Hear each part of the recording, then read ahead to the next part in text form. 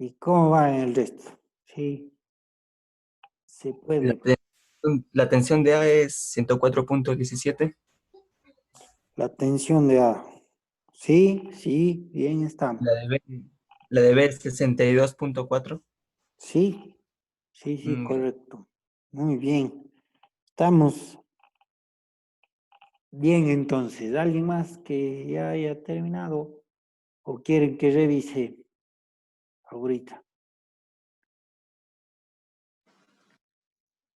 Mejor ya revise, profe. Ya revisamos. Bueno. Bien, entonces, ahí tenemos los tres trineos jalados por este tirón, ¿no es cierto?, de 125 newtons. Nos dice que obtengamos la aceleración del sistema. De todo el sistema, ¿cuál será su aceleración aplicando ese tirón? Entonces, toda la masa que vamos a mover con ese tirón sería la masa de los tres trineos. Con eso podemos encontrar cuál es la aceleración que va a tener todo el conjunto. Y pues lo principal, hacer el diagrama de cuerpo libre. Entonces, para el primer trineo, un peso W hacia arriba, L hacia abajo, W1, luego la normal, N1. El tirón hacia la derecha, que le podemos llamar como fuerza 1, y la cuerda en el cable A, pues va a hacer que se detenga este trineo de 10 kilogramos, entonces será hacia la izquierda la fuerza A o el tirón en A. Luego en el de 20 kilogramos, de igual manera su peso hacia abajo. Luego la tensión en A, como estamos jalando al trineo de 20 kilogramos, tiene que ser hacia la derecha y pues su normal hacia arriba.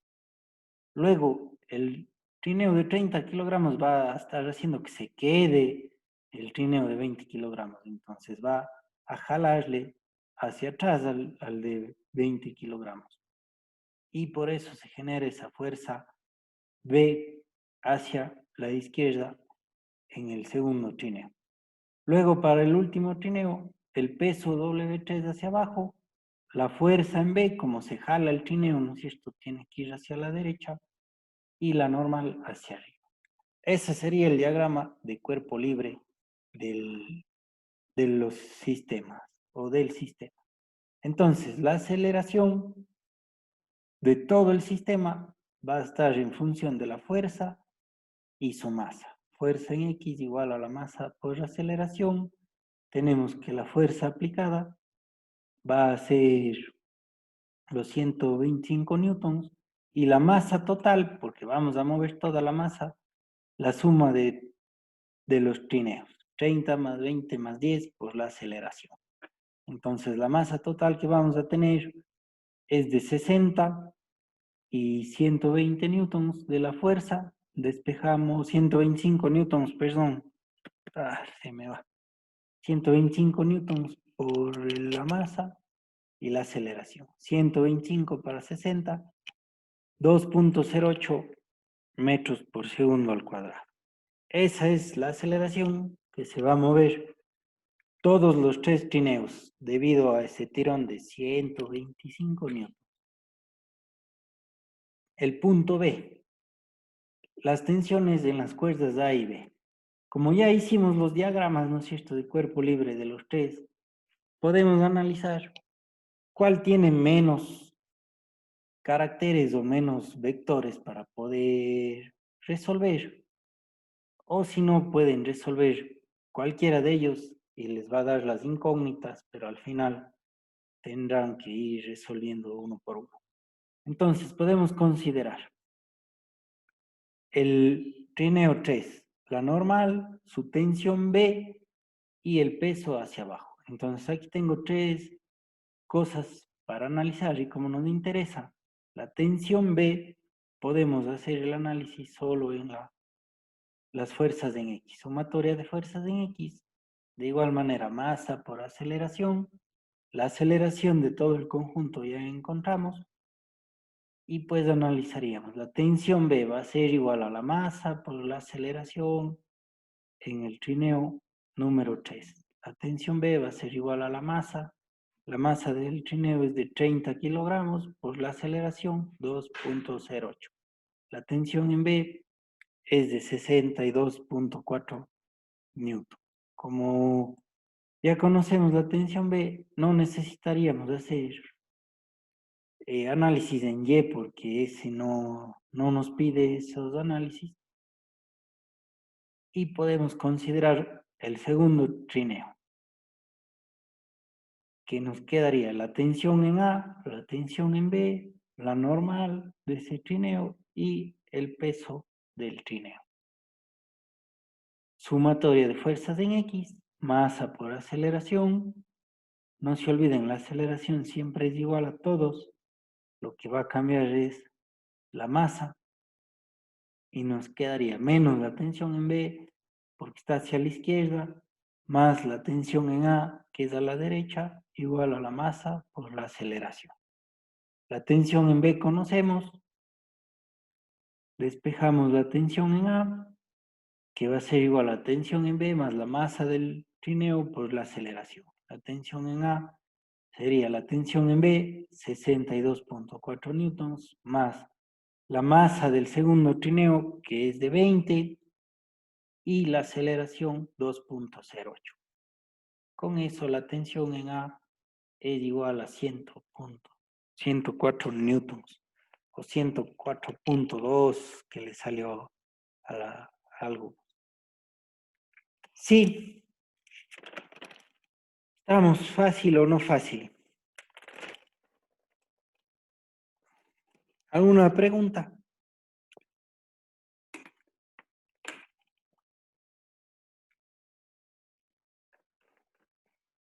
Bueno, entonces, hagan otro ejercicio y de igual manera les resolvemos. Aquí les presento el 520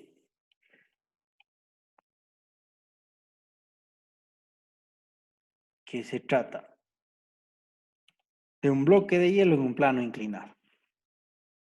Entonces, un bloque de hielo de 8 kilogramos liberado del reposo en la parte superior de una rampa sin fricción de 1.5 metros de longitud se desliza hacia abajo y alcanza una rapidez de 2.5 metros por segundo en la base de la rampa.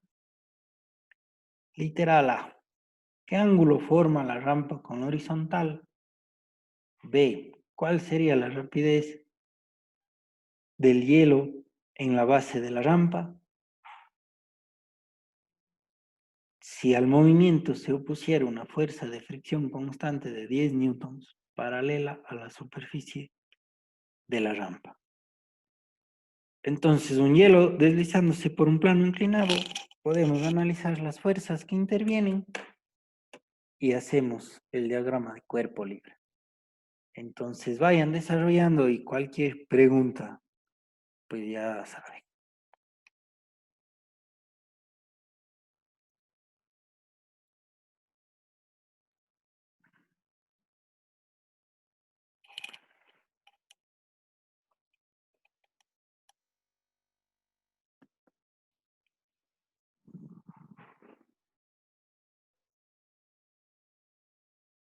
Profe, hay que hallar la aceleración primero. Sí, sí, claro, importante la aceleración para ver el ángulo que forma la rampa.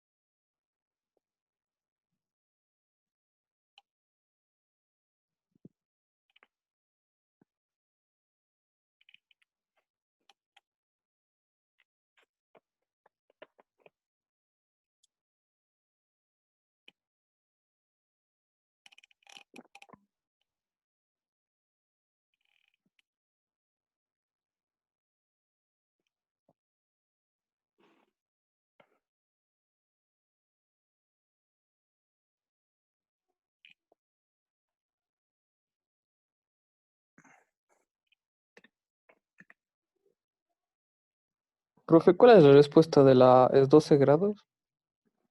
12.4. 27. 37. Sí, 27 yo saqué. 27. Bueno, ya redondeándole 12.3.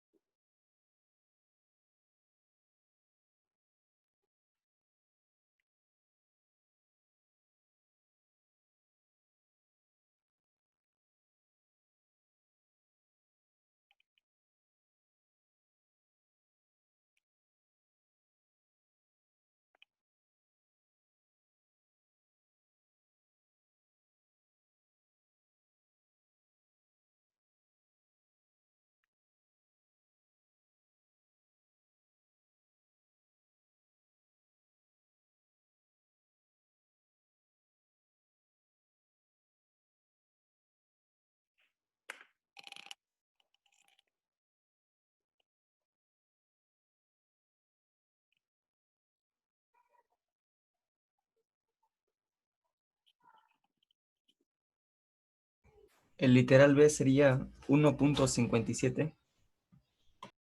Sí, la velocidad al final de la rampa, ¿no es cierto? Sí, esa es la respuesta.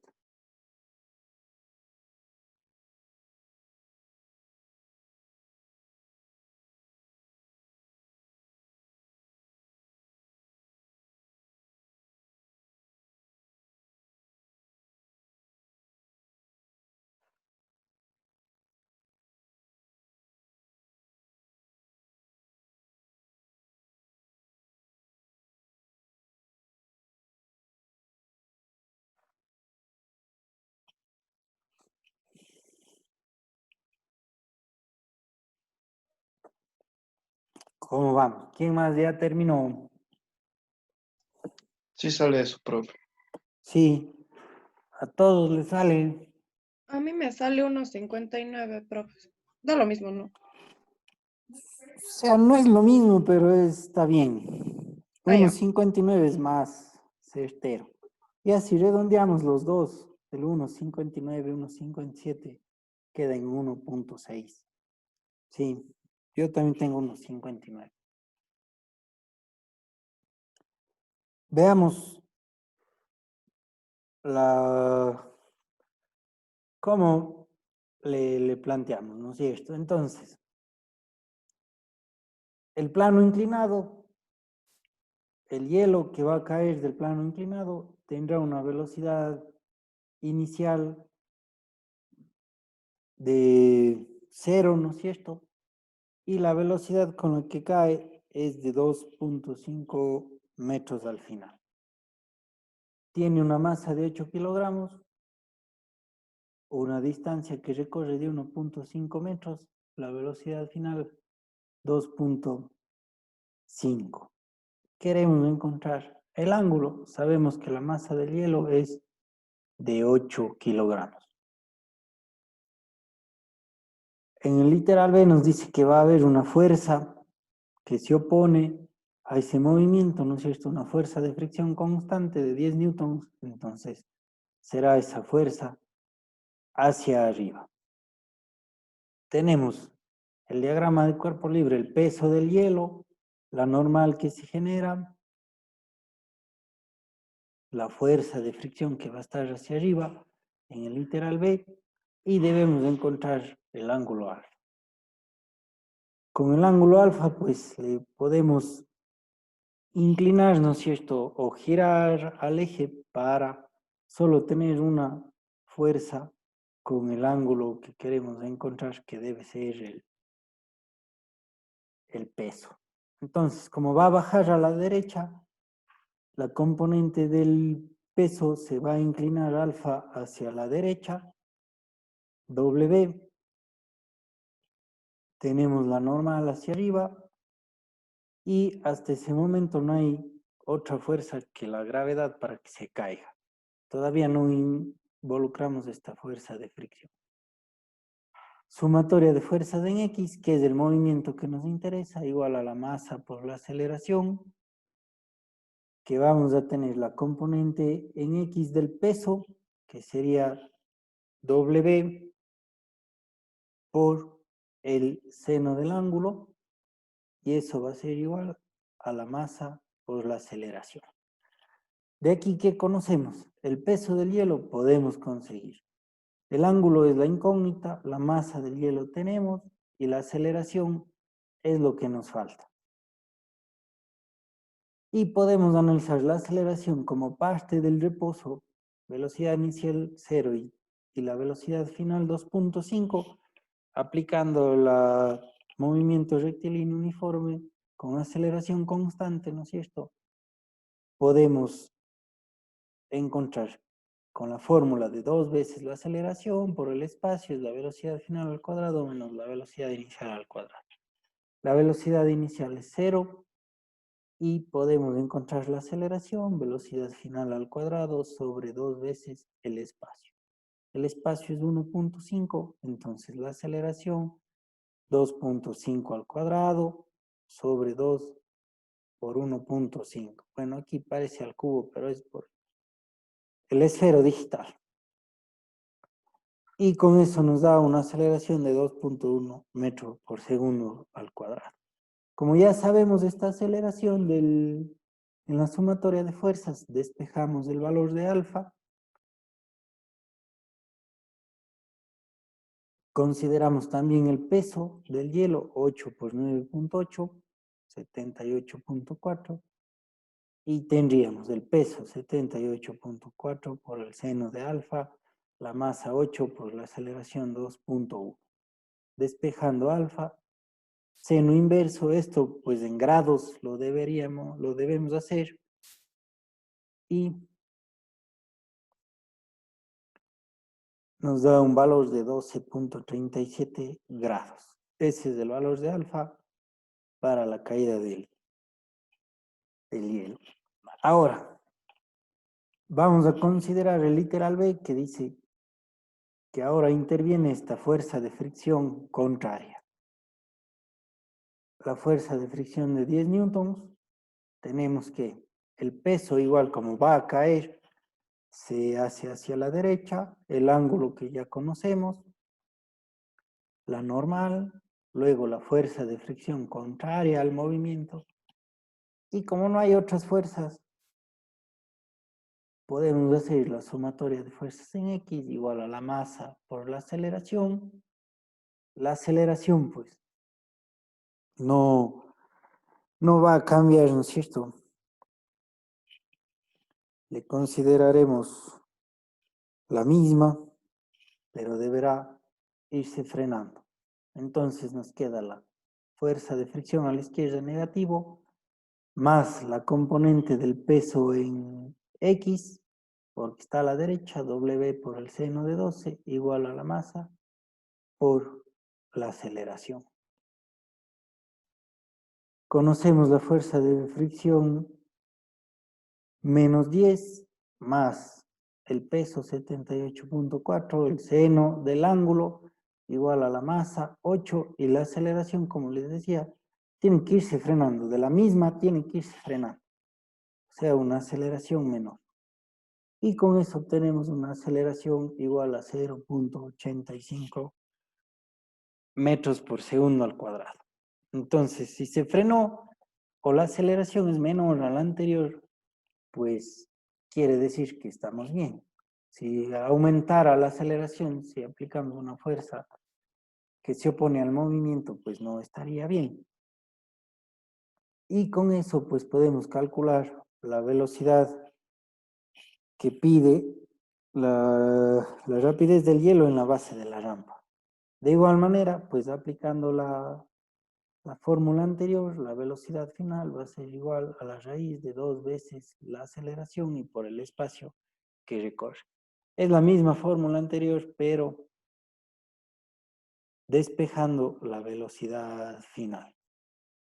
Con eso tenemos que la velocidad va a ser igual a 1.59 metros por segundo al cuadrado, que es menor al anterior, ¿no es cierto?, de 2.5, con que llegaba al piso.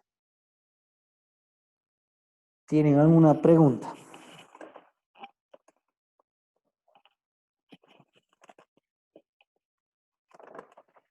Algo acerca de... No, profe. Bueno, entonces, veamos otro ejercicio. Por cuestión de tiempo, pues lo explicaré yo y luego ustedes harán el deber. Sí.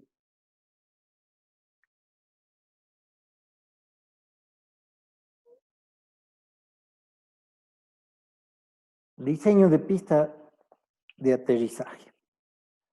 Nos dice que un avión de carga despega de un campo horizontal remolcando dos planeadores de 700 kilogramos cada uno.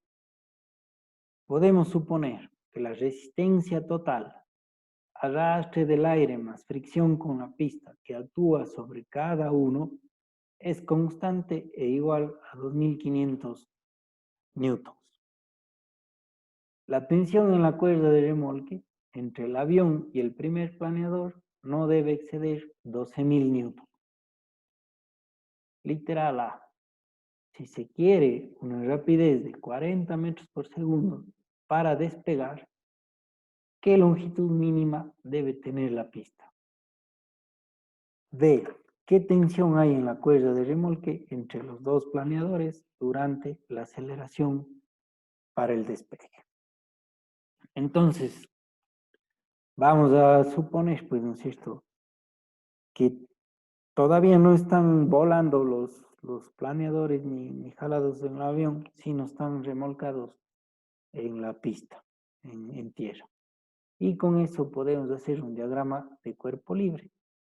Tendríamos la fuerza que genera el avión de carga y los dos planeadores que serían remolcados por cuerdas.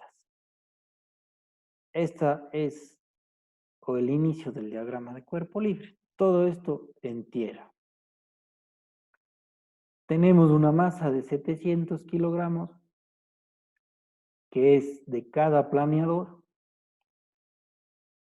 La fuerza de fricción generada es de 2500 newtons sobre cada uno, ¿sí? 2500 newtons sobre cada uno. Y pues la tensión máxima que puede haber en la cuerda del avión de carga y el primer planeador es de 12.000 newtons. Aquí lo que nos interesa únicamente es la fuerza que genera el avión de carga, no el peso del avión de carga ni nada.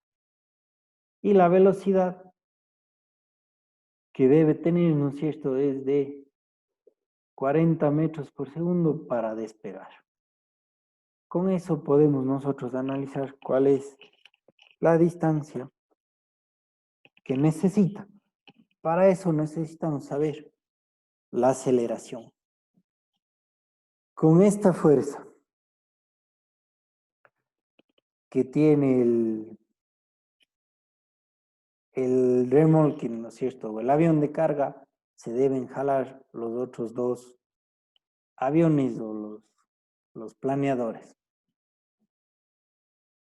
Y podemos realizar el diagrama de cuerpo libre para encontrar las incógnitas. Sumatoria de fuerzas en X es igual a la masa por aceleración. Consideramos, pues, ¿no es cierto?, que cada planeador tiene su masa y su peso y la fuerza de fricción es para los dos planeadores. Aquí podemos hacer un solo conjunto, los dos planeadores, que sería 2 veces esta masa, 2 veces esta fuerza de fricción para encontrar la aceleración.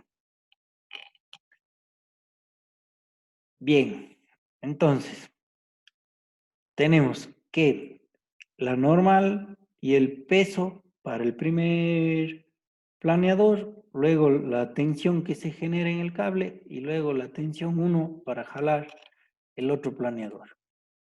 En el último planeador, el peso 2, la tensión 1, que sería contraria a la otra fuerza,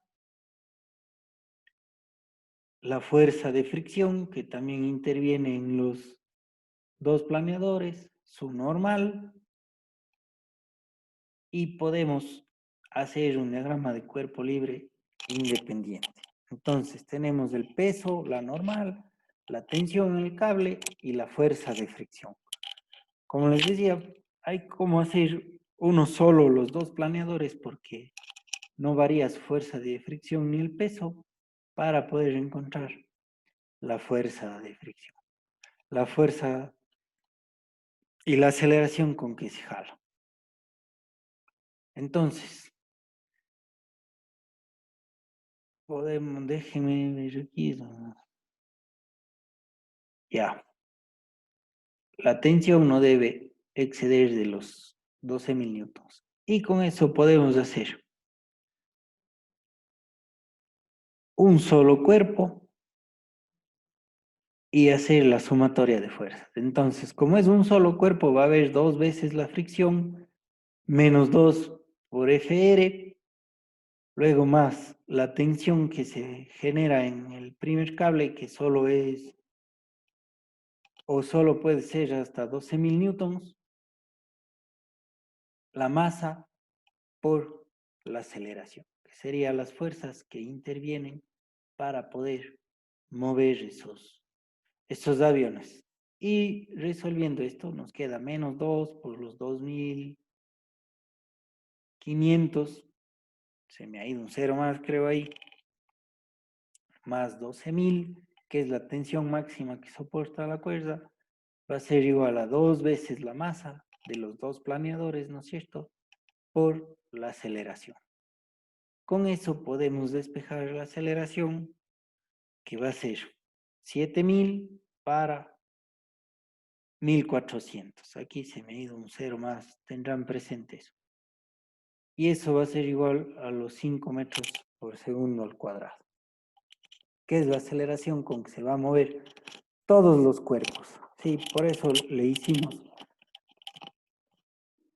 el doble de la fuerza de fricción con una tensión que era máximo 12.000 y 2 veces la masa para encontrar la aceleración de todo el sistema.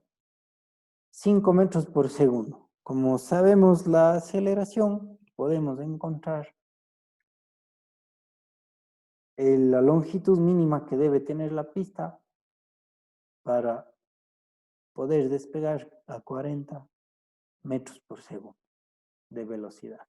Entonces, la aceleración, 5 metros por segundo al cuadrado, la velocidad, 40 metros por segundo. Y lo que me interesa es la variación de espacio. Velocidad inicial 0 porque va a partir desde 0. Con eso podemos analizar el espacio. Velocidad final al cuadrado, 2 veces la aceleración. 40 al cuadrado, 2 por 5, que es la aceleración, 160 metros. Esa es la distancia de la pista que deberíamos tener.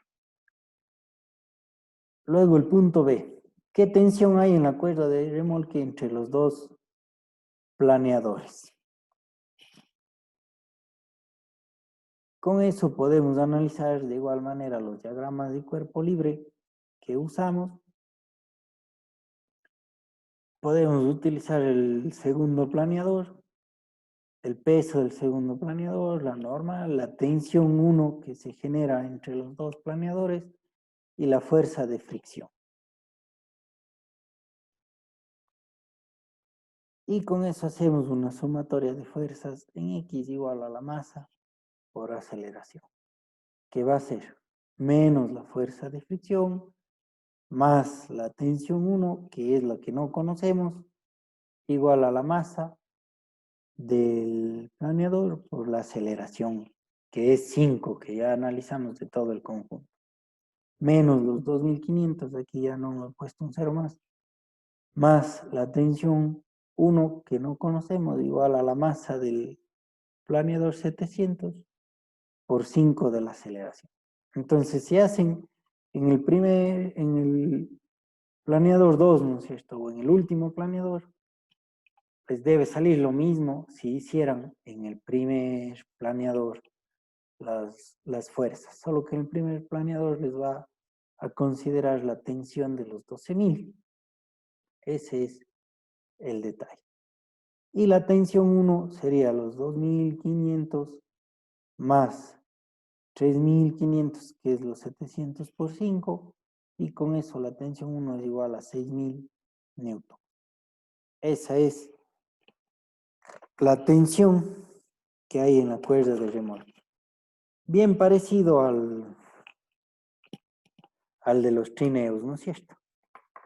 Bien parecido al de los trineos. No sé si tienen alguna pregunta de esto.